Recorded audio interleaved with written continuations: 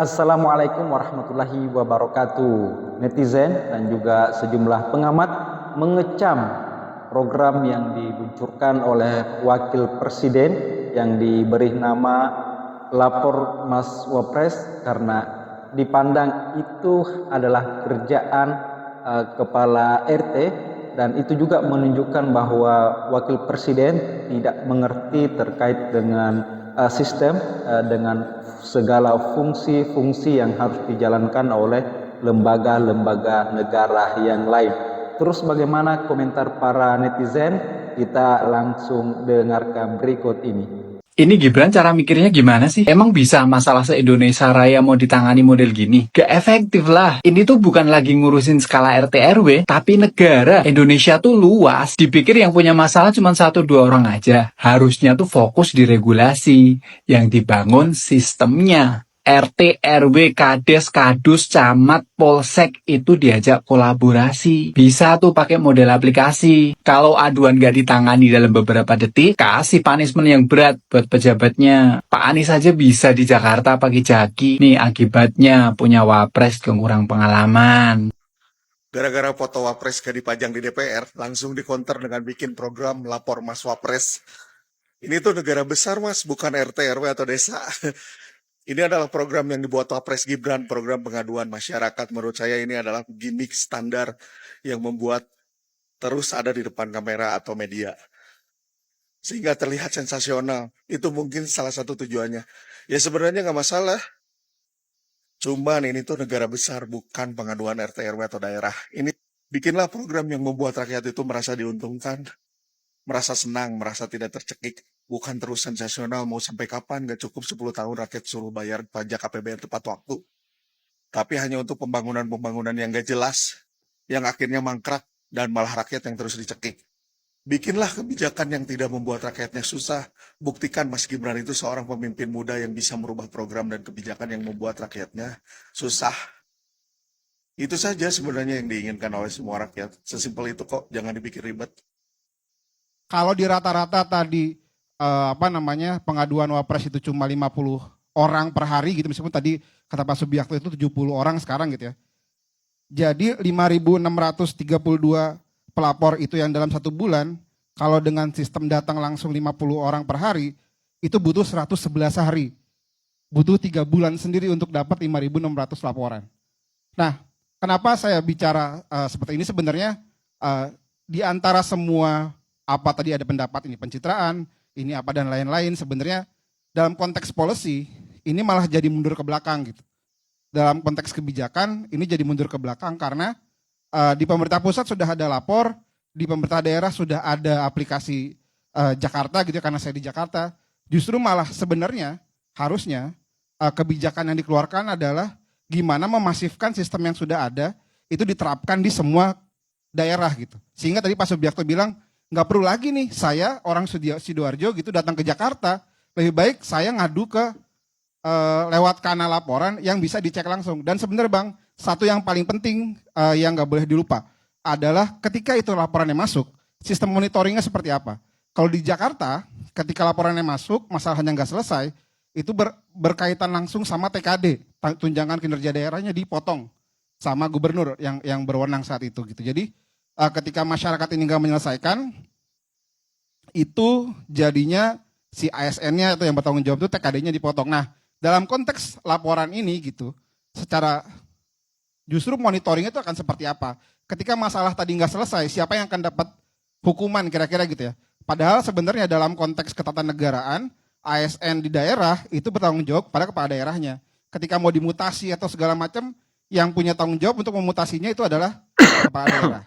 Begitu juga di kementerian gitu, yang punya tanggung jawab adalah menterinya dan BKN-nya kira-kira gitu. Menteri pun ketika misalnya nggak menyelesaikan masalah, yang bertanggung jawab bisa meresafel dan punya kewenangan itu adalah presiden, bukan wakil presiden gitu kira-kira. Jadi sebenarnya secara ketatanegaraan juga ini jadi kayak absurd gitu ya. Jadi kok melewati batas dan segala macamnya gitu. Ini juga yang jadi penting untuk kita cermati bahwa ketika ada sebuah kebijakan, perlu dilihat juga prosesnya seperti apa. Bukan hanya, wah ini kebijakannya bagus, Ini jadi terobosan nih, padahal ketika dibedah kebijakannya, satu ini mundur, dua, oke controllingnya seperti apa nih gitu. Apakah misalnya ketika kepala daerahnya nggak melaksanakan laporannya, dia di suspend. Misalnya tadi rumah sakit nggak tidak merespon dengan baik, apakah dia bisa dicopot dari posisi direktur gitu kira-kira.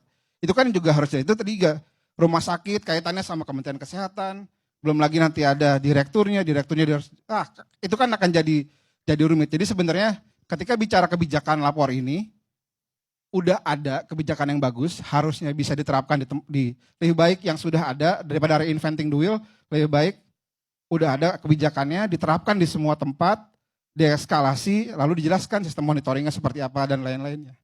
Tentang Wapres buat loket pengaduan. Jadi kalau rakyat se-Indonesia 280 juta rakyat yang ada keluhan dengan pemerintah, silahkan lapor ke Wapres. Gitu. Dia ada sebar nomor WhatsApp-nya. Ya. Nah, ini kan banyak yang pro dan kontra. Ya, setuju nggak setuju. Ada yang bilang nggak berguna dan sebagainya. Nah, sekarang gini aja. Kita tes saja, gitu ya. Ini kan bapaknya kan baru lengser belum sebulan. Artinya masih banyak persoalan peninggalan kan. Selama 10 tahun bapaknya memerintah. Nah, persoalan-persoalan itu yang terjadi di era rejim bapaknya dilaporkan ke Wapres yang sekarang, ke loket pengaduan ini, gitu. Contoh kasus apa? Kasus PIK Pantai Indah Kapuk 2 yang tanahnya dirampas, dibeli dengan harga murah, dipaksa beli. Nah, itu satu. Kasus kemudian di PIK itu kan banyak juga aset-aset negara yang terus tiba-tiba diambil oleh swasta ini, si PIK ini. Nah, itu dua. Yang ketiga, itu di tanah-tanah IKN juga banyak yang belum dibayar itu. Kemarin banyak gerakan-gerakan protes. Nah, itu laporin juga, itu 3. Apalagi Rempang katanya juga belum beres itu, 4, laporin juga.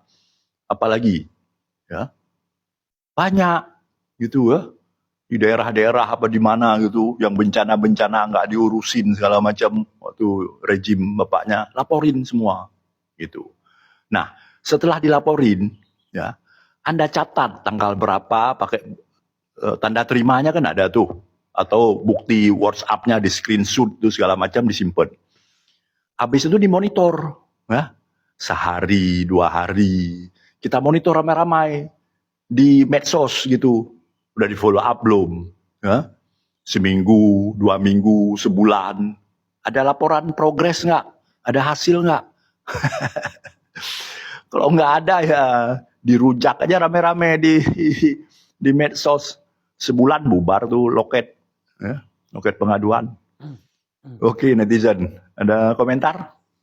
Selamat untuk Mas Wapres yang baru launching program Lapor Mas Wapres di Istana Negara Wakil Presiden. Itu keren banget programnya.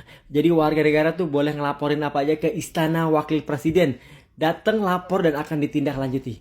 Aku tuh mau bayangin, kalau separuh dari penduduk negeri ini melapor ke Istana Negara Wakil Presiden, rekor demo 212 bisa pecah Mas, asli keren. Tapi ternyata Mas tahu nggak, sebenarnya ini udah dijalani sama ketua RT Mas di tiap wilayah masing-masing. Jadi kalau Mas pernah lihat plang nomor rumah yang ada di setiap rumah warga, itu ada tulisan tuh, tamu harap lapor 1 kali 24 jam. Bayangin Mas, RT kerjanya 1 kali 24 jam, lebih lama daripada wakil presiden. Dan RT menangani semua permasalahan, mulai dari suka sampai dengan duka, mulai dari melahirkan sampai dengan menguburkan. Bahkan Mas, masalah asmara rumah tangga saja lapornya ke RT. Keren kan Mas? RT?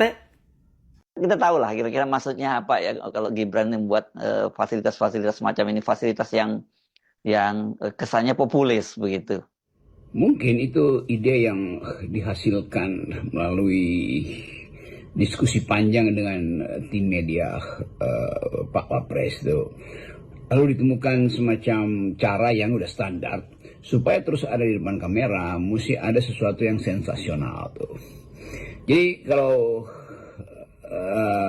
situs itu atau proyek itu diucapkan hari ini, itu artinya Wapres itu segera ingin supaya dia terus ada di depan publik, depan kamera. Karena dengan menunggu laporan itu udah ada berita, mengomentari laporan udah ada berita, apalagi menjadikan laporan itu sebagai bahan untuk dibicarakan di sidang kabinet.